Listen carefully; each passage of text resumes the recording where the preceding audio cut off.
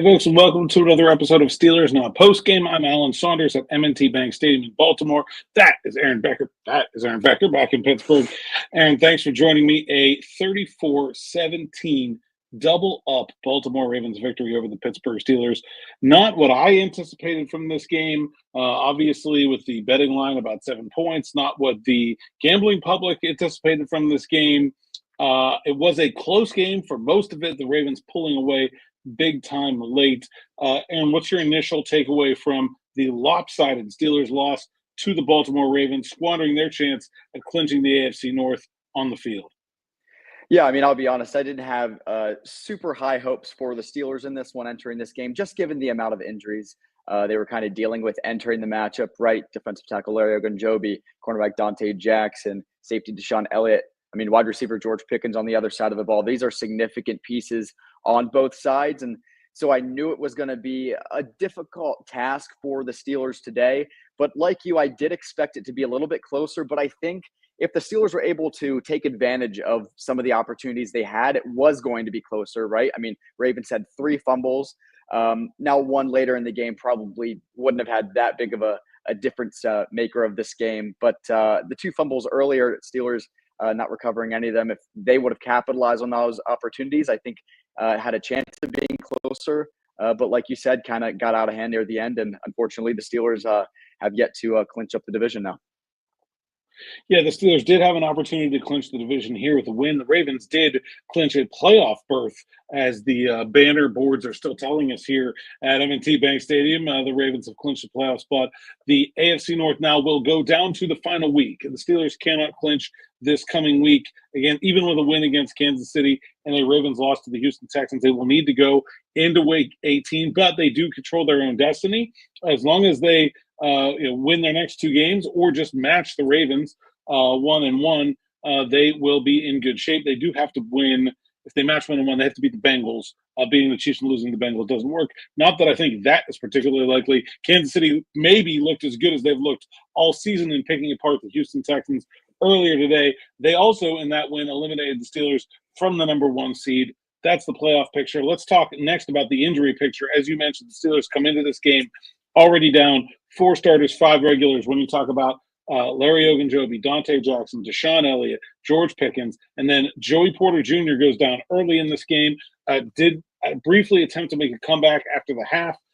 Played 1 series and then went back out of the game. Initially reported as a calf injury. Mike Tomlin said it is actually a knee injury that was causing him calf pain. That is obviously a big concern at this point of the season when you're talking about another game coming up in 3 days. Now, also Ben Skoranek injured in this game. He did return, but I'm not sure he was able to finish. I mean, the injuries are piling up for the Steelers, and they have another game against the best team in the league in 3 days. This 3-game stretch, looked from the day the schedule came out like it was going to be the biggest test on the slate for the Steelers. It is certainly living up to that. Aaron, can the Steelers stop this slide, and what needs to happen for that to happen in 3 days against Kansas City? Or is this just get to Cincinnati and hope you can win it? Is there even a hope here? Man, it's going to be difficult. It's going to be difficult. I mean, like you said, the Chiefs looked as good as they did today. I think one thing I think the Steelers and Steelers fans were kind of hoping to see was Patrick Mahomes not be 100% today. And on the first touchdown drive of theirs, he kind of ran it in for a touchdown, kind of clobbering any of those hopes, right? And so I think it's going to be difficult to get through these next 2 games, especially playing on a short week this week. The defense is going to simply have to play better than it did tonight, right? Allowing a season-high 220 rushing yards, a lot of missed tackles. That's just unacceptable. The best way to beat Patrick Mahomes is to keep him off the field. And so the Steelers are going to have to stop their run game of Isaiah Pacheco and Kareem Hunt early and often and sustain drives on offense. Now, only time will tell if the Steelers will get back George Pickens next week, which I think we've been seeing is been significant missing factor for that offense. But it's going to be tough. And then right after them, you do have about 10 days of rest then, but you're playing the Bengals, who you got into a shootout just a few weeks ago, and that offense is scary to stop as well. And so if the Steelers want to stop this slide, they're going to have to fix what's going on the defense. Yes, injuries have played a part, but there's some internal things that are a little bit more worrisome even when those guys get back. Yeah, I mean, this is a defense with depth. It's not like the guys that are coming off the bench, guys like Casey, Montravius Adams, even Corey Trice, played a bunch today. Like, not like these guys are scrubs, like guys off the waiver wire, like we've seen in years past, like last year, like with linebacker and safety, where it was just like all hands on deck. Anybody with like cleats and shoulder pads, you're in the game and starting. Like, these are pros. These are guys who have been here for years, know the system, have played a whole bunch of games, have played with their other teammates. Like, I understand that injuries are a part of the game, but like I don't think the Steelers defense right now, despite the fact that you're playing without like 4 starters, like everybody has injuries. It's December. Like I don't really buy that as an excuse for the performance of this defense. Certainly the guys I talked to in the locker room didn't buy that as an excuse for the performance of this defense. They simply have to be better. And it just seems like it's fundamental stuff. Like they have not tackled well the last 2 weeks after tackling really well the whole rest of the season. They did not stop the run tonight after being a really good run defense team most of the rest of the season. And some of it is just dumb luck. You know the Steelers weren't going to dominate the best player in the NFL over the last 5 years forever and ever and ever. Like Lamar was going to get his at some point against them. And the Ravens, like you said, put the ball on the ground 3 times and it falls back in their hands every time. If you're going to be the turnover margin team, which the Steelers were, and are number 1 in the league in turnover margin, you got to get those. And Russ, he puts the ball on the ground. Let's talk about that. Let's go to the offense here. Russell Wilson, statistically, you look at the numbers, it looks fine. But I thought this was not a good game for him. I thought he forced the ball into some bad spots. I thought he made a couple bad decisions. He missed a ton of open receivers.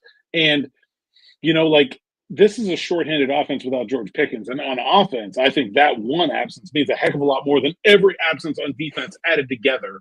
But I thought the other receivers stepped up. I thought Calvin Austin made some big plays. I thought we saw Mike Williams look as good as we've seen him look. Skoranek comes out of nowhere with a couple big catches. Like, I thought I wrote, in my Morning Rush podcast on Friday was the depth the receivers need to step up for the Steelers. I felt like those guys did that. I felt like you got as much as you could have asked for out of that group tonight. Pat Freiermuth, I think, just had like a force field where no one was ever within 5 yards of him all game. I know the Russ can't see the middle of the field, but gosh, is it frustrating for me to be able to see the middle of the field. Just watch 88 go completely uncovered all game and barely ever get the ball. But I just thought, like, to me, Najee didn't necessarily get a lot of traction, but they pivoted to Jaylen Warren. I thought they did a nice job of that. Said, okay, Warren was the guy tonight. Let's go to him. Let's get him a couple more. I thought they ran the ball okay. They got behind and they couldn't run. To me, I feel like the failure on offense is mostly the 2 big turnovers.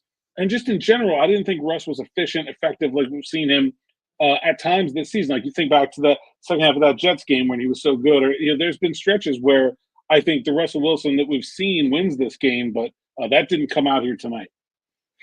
Yeah, and Russell Wilson, he had some vintage moments, right? I mean, he had the deep ball to Calvin. He had some plays that he extended, but for the most part, his miscues really determine this game, right? I mean, the fumble inside the 5-yard line. I know he says he wanted to get into the end zone, and you commend him for having that mentality, right? But sometimes it is just learning when to fight another play, right, and go down and slide. And then the pick 6, I mean, it just is what it is, right? I mean, enough has been said about that. I think the Steelers getting down really played the difference in the offense, right? Because I really liked how they used Jaylen Warren and Najee Harris tonight and that balancing factor. I almost think they've been kind of missing that over the last few weeks. And I think they really started hitting that stride tonight really well. Both backs ended the night with 4+ yards per carry. And that's exactly what you want to see. Those two complement each other so well, but they got away from it because they simply had to, right? And that's kind of what got Russ into a little bit of trouble and making those mistakes. And then it just got out of hand. And, even like you said, with the backup receivers, I think Calvin Austin is starting to develop into a special talent. I mean, we've kind of seen all year and even into the preseason, right? I mean, he was one of the guys who was consistently getting open in practices and games. And so it's cool to see, him starting to carve out a really nice role in the offense, especially late in the year, getting hot here. But yeah, I mean, Russell Wilson, he didn't have the night I'm sure he wanted or anyone else wanted, and his mistakes surely played a part in the outcome of this one. The last thing I want to ask you about it is before we get to some comments here, and I do appreciate you guys hanging around with us here after the loss. I know the comment section can get spicy after a loss sometimes, so I appreciate you guys keeping it relatively within the bounds of good taste in there. But I think the the what happened at the end of this game with the Steelers and like the wild swing of like going for it on fourth down, then getting the huge play from Derrick Henry, then the interception, and then the pick six the other way. Like to me, that's where the game is decided. The game is in the balance that entire time, and like I don't know. I question the decision making on going for it on fourth and six there in general. I know the defense hasn't been going great, but that's not like a high percentage like success rate situation in general. And then the play call, a deep pass to Calvin Austin. I mean, I understand like the idea of going for it, but like it wasn't really open. I think Kyle Hamilton came closer to intercepting it than Austin did to catching it. Mm-hmm. I don't know. What do you make of that sequence? And then again, like they punt in the similar situation with 9 minutes left, and I don't know. It seems inconsistent and not great to me. Yeah, I mean, when it rains, it pours. I mean, even a guy like Chris Boswell, who's been, so reliable this year, when it was 17-17 tied up going into Kicks it that out of series, bounds. he kicks it out of bounds. And the Ravens get to start at the 40-yard line. And of course, that's not what you want to do when your defense has kind of been struggling to stop that offense all night. But with the fourth downs, yeah, I mean, I almost think I'm not sure exactly what Mike Tomlin mindset was with that, but I almost think how he handled both of them should have been flipped, right? I mean, at the point of the game when they punted the football, I mean, they were down 14 with, I don't know, what was it, 8 minutes or so left, and nine and a half minutes, yeah. Yeah, and so at that point you're like, well, I mean, if you went for the other one, you might as well go for this one down this much, and with an inability to stop that offense. I didn't hate the fourth and sixth one. I understood it to an extent, but there was so much time left on the clock. I probably would have punted it in that situation. Obviously, hindsight is always 20/20, right? But yeah, those fourth down decisions were a little bit head scratching for sure tonight. And also, like the play they ran on fourth down there, why didn't we see that with 7 seconds left in there, or whatever? It was 13 seconds left in the first half, like that.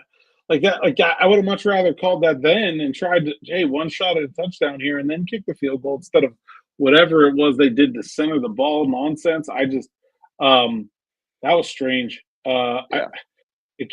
When you lose by 17, I feel like some of that stuff is nitpicking, but also like this game was a lot closer than the final score. Like if that sequence goes differently, this very easily could be a Steelers win. It turns out it's not.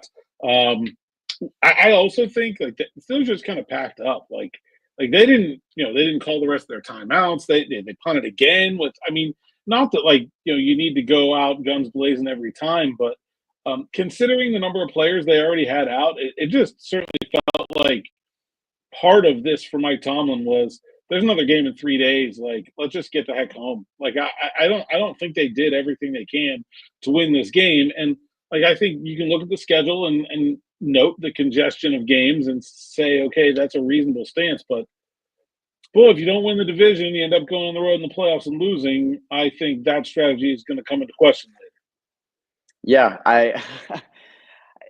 and like we said, I mean, and the road is going to get tough here. I mean, I understand the Steelers have 2 home games here, but they're against opponents that I don't think you would want to play this time of year, especially even the Bengals. I mean, who I think very wholeheartedly believe that they have a real shot at making the playoffs now after that Chargers-Broncos game the other night. So it's going to get interesting. Obviously, the perfect scenario was to find a way to win once again here in Baltimore tonight and, win 9 out of 10 against that team. But I guess that dominance was bound to come to an end at some point, and Steelers they still control their destiny, but it's going to get tough here, and we'll see what happens. Yeah, for sure. Let's go to some comments here. Sean Doyle, just what an awful point of the season for the injury bug to start biting. I don't think it's coincidental that like George Pickens did not play in this game, that Larry Ogunjobi didn't play in this game, that like I think those guys could have played. I think the stretch of schedule is why they didn't. And so, Larry said to me on Friday or Thursday, I can't with the weeks, that he was good to go, and then he didn't play. So a little surprised that he didn't. I think there's a chance they could get a bunch of those guys back for Wednesday because now you have to. Now you've kind of put yourself in a position where you got to defend those last two home games and find a way to at least put the pressure on Baltimore to win. And so, yeah, I think you may see a lot of these injured guys back in there. But Joey Porter Jr. now being reported by good buddy Nick Faribaugh of PennLive.com, feared to have a PCL injury. At this point, that's probably regular season ending and may linger into the postseason. Going to take a lot from young corners Corey Trice, Beanie Bishop, and guys like Cam Sutton and James Pierre to fill that gap. That's going to be, especially like you said, you think about that Cincinnati game. Yeah. Ooh, I mean, that Steelers better hope the Bengals are eliminated already by the time it comes down to that because, yeah, speaking of which, Ali, a regular commenter on Postgame. Thanks for joining us again, Ali. They look like they went after Trice and Beanie a lot. I thought both in the passing game and in the run game, I thought the real area where you saw the big drop off, Dante Jackson, for not the biggest guy, is a pretty strong tackler. Corey Trice, not really his strong suit. And also a guy who hasn't played much football, it's just hard to be, on your P's and Q's in terms of form tackling when you haven't done it in 3 months. And that's the situation that he's in. Not like the Steelers are tackling in practice these days. I didn't think either of those guys looked particularly sharp. I did think, Corey looked, it's just good that he got some experience, especially if they're going to need to lean on him down the stretch. But what were your thoughts, Aaron? You talked about the importance of the missing guys in the secondary, but I mean, did you see anything from these young guys, Beanie and Corey, that you think maybe they can figure it out here quickly? I mean, the good thing with Beanie is he's been playing all year, right? I mean, with Corey, he's kind of just got his first action in a while, and he's been a guy that's kind of struggled to stay healthy. So with Beanie, you have some experience there now. But even like you said, he even got picked on a lot tonight. So I think teams are going to continue to do that, right? I mean, even if the Steelers get back Dante Jackson next week and Joey Porter's out, I mean, those guys are going to have to step up. And I think Patrick Mahomes and Joe Burrow, two of the best quarterbacks in the league, are going to look their way early and often, especially with some of the targets they have. So I don't know. I don't have a ton of confidence in the secondary. I think the biggest thing the Steelers have to fix is their run defense and the tackling. But I mean, the back end is starting to be a concern injury bug wise for sure. Yeah. Thad here, man, I've been hating on Arthur Smith all week, and he called a good game, but still some stupid stuff here and there.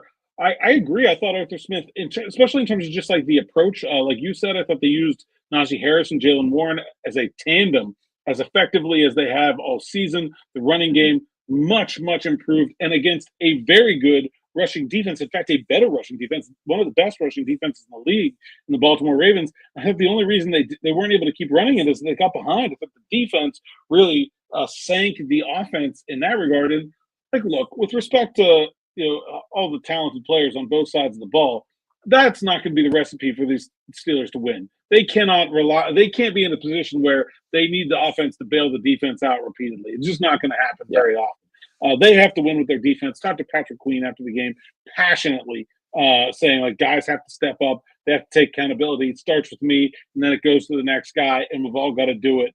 And good on him for saying it, but it's one thing to say it, and it's another thing for it to happen. Matt Nerdy says, holding my tongue. Matt, let it loose. Just keep it like at least PG-13, like at least like stuff I can repeat.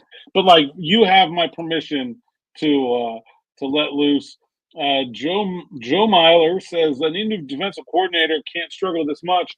I didn't think the Steelers got beat tactically. I didn't think it was like X's and O's. It was execution. It was guys going uncovered. I mean, you look at the touchdown of Mark Andrews. There's nobody near him. Like that's not the coordinator. That's guys making mistakes on the field that should know better. And the tackling. I don't.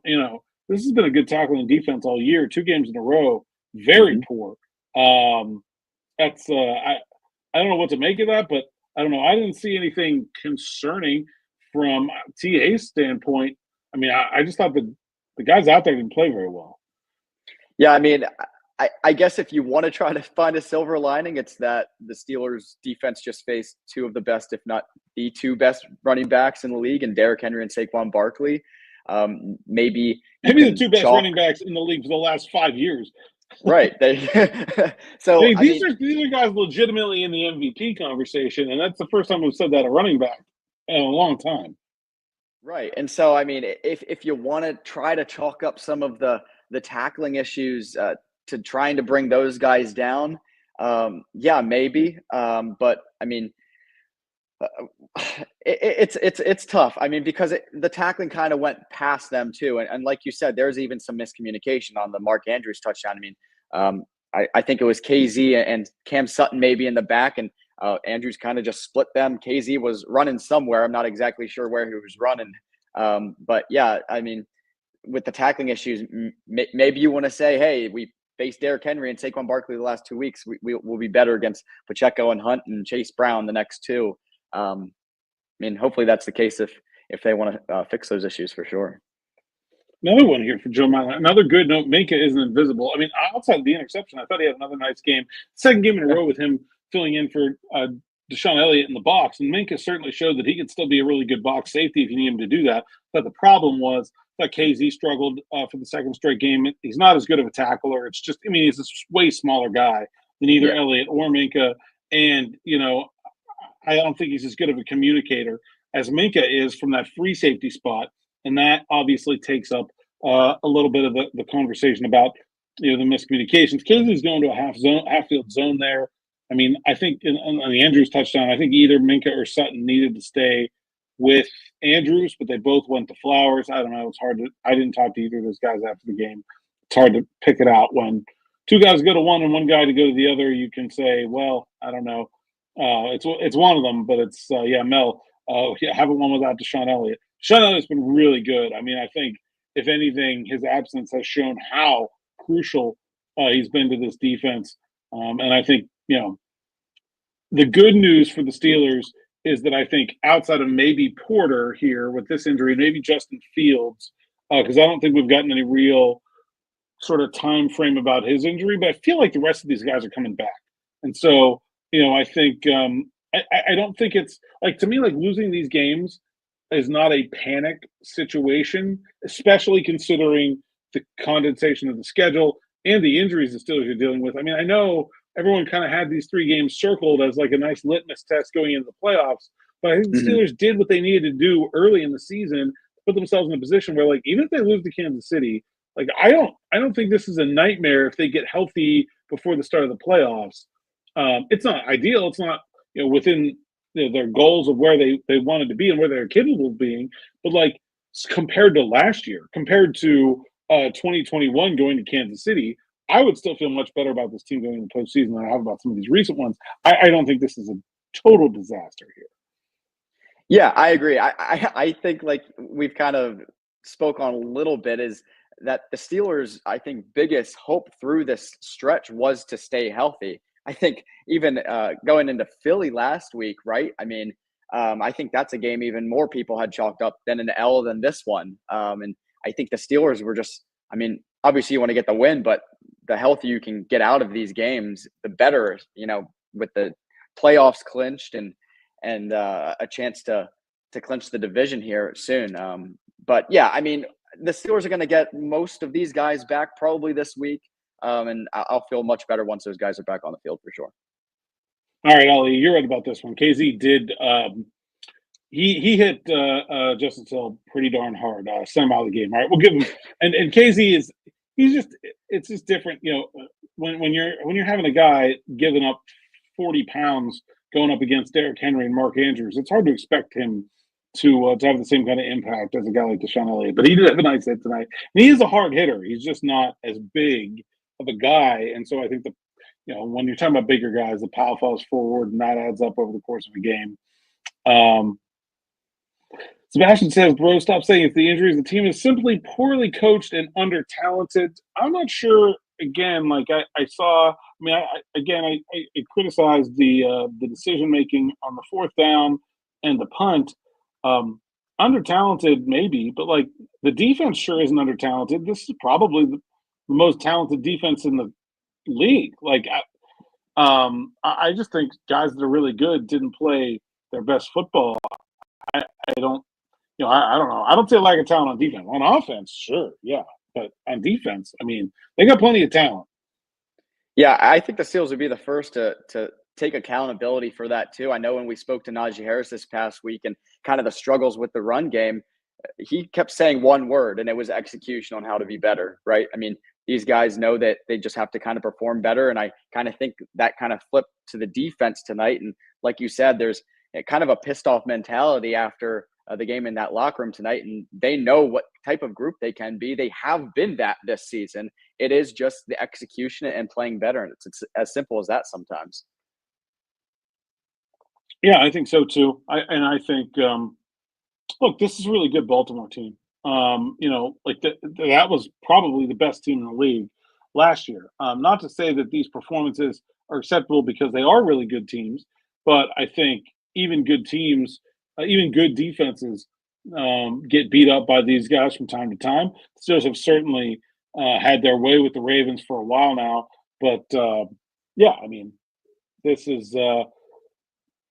This is the way it goes. Thad says, man, I'm grateful for Tomlin even after losses like this. I don't understand how you guys in the chat so easily flip the switch, start hating on him. Though I have an idea why.